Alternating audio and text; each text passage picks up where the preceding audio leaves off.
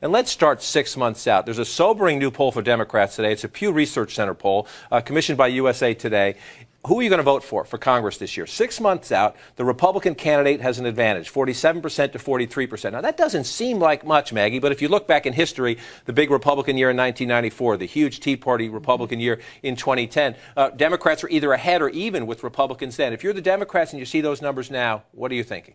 You're very concerned, as Democrats have been for many weeks. Republicans have been anticipating or saying they're anticipating a wave year. That kind of generic ballot number goes toward that. But Democrats also will point out that the midterms are not solely about Obama, and you see that in some of those numbers. He has enough going for him. In certain places, they hope they can just make this state by state, contest by contest. State by state, race by race. And also, there aren't as many competitive House districts this year than there were in, say, 94 or 2010. So even if there's a wave, there aren't as many seats to pick up, most likely.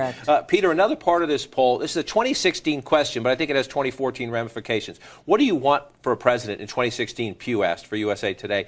Different than Obama, 65%, like Obama, 30%. So two-thirds of Americans are thinking already, I want something different than Obama. Now, we'll see if that holds up in 2016, but it tells you that the electorate wants change. And change is, in a midterm election, against the president's party. That's right. And 2006 is a good comparison here. The numbers aren't as bad as they were in 2006 for George W. Bush, which was a Democratic wave year, but they're close. And that's pretty bad for the president. But you mentioned 2016. I mean, this is going to be also an interesting issue, not just for Hillary Clinton, probably worse for Hillary Clinton because she was part of the Obama administration. But if she runs, she will have to answer questions and face questions about the Obama administration policies. And like I said, George W. Bush faced this issue when he was leaving office, and Republicans had to answer for his administration. The poll numbers there, almost just as bad for President Obama. It's an interesting footnote to the Hillary Clinton question. If you're a serious Democrat and you want to mount a challenge to her, you assume she's running. Maybe she won't.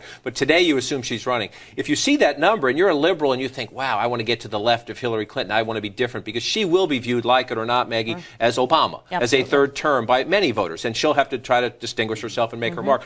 Does a number like that encourage somebody to say, maybe I should think about this again? Or is she just baked as the nominee? In theory, those are great numbers. You still have to have somebody to beat somebody, and it really is not clear right now who that person would be. I agree, however, look, she is susceptible to a challenge on the left. Her folks know this, but at the same time, they are still acting very much the incumbent candidacy, because what else can she do? She can't really separate from Obama, as you say. She's not just going to get questions. She knows it's a losing proposition. She risks offending the base if she separates away from him.